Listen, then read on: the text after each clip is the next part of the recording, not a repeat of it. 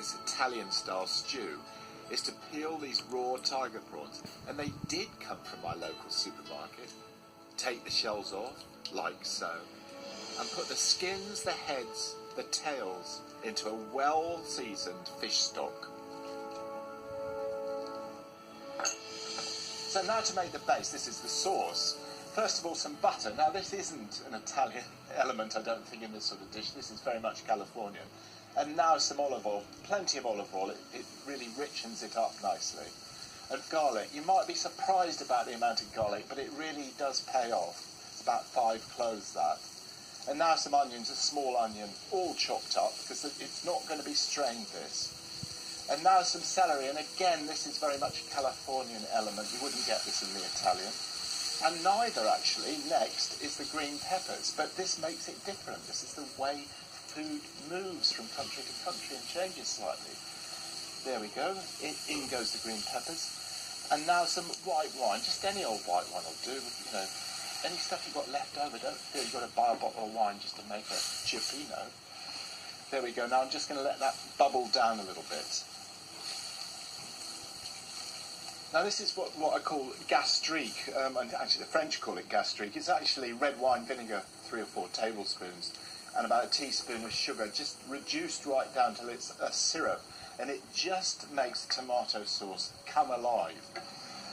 And now oregano, that was definitely in the cioppino dish, but I think there were some other spices which they wouldn't tell me about, but I could certainly pick up oregano. And now chili, and I have taken a bit of a liberty here too. We are on our way to Mexico, so about a teaspoon of chili. And then tomatoes, just tin tomatoes, as I always say. If you're not in the right time of year, better to use tin.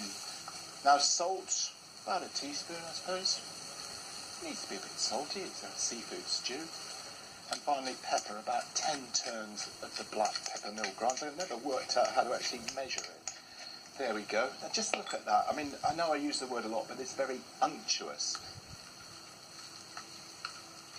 And now just to strain the stock in there. And as I always say, don't throw away your shells. You get so much flavour from prawn shells. There we go. In that goes.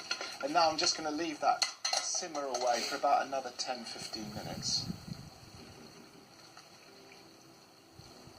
Anybody can fillet a monkfish. There's only the one backbone in it. And the great thing about monkfish, it's so firm and it doesn't sort of shrink up massively when you put it into a stew like this.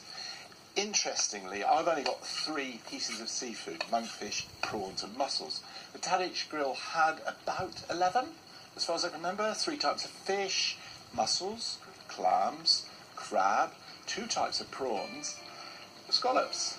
Have I left anything out? I'm not sure, but when I looked at it, it is a restaurant dish. It's magnificent, but nobody's going to cook something like that at home. There's too many expensive pieces of seafood in it. So I've just stuck with monkfish, prawns and mussels. Once the fish and the prawns are in, then it's virtually done. I'd say about 5 more minutes and it's ready. Now, one thing I always do before I put mussels in expensive dishes like that, just give a little sniff, because if there's one that's died, it'll taint the whole stew and ruin it. When the mussels have opened, it's done. Put the lid on to help that process, and then to serve.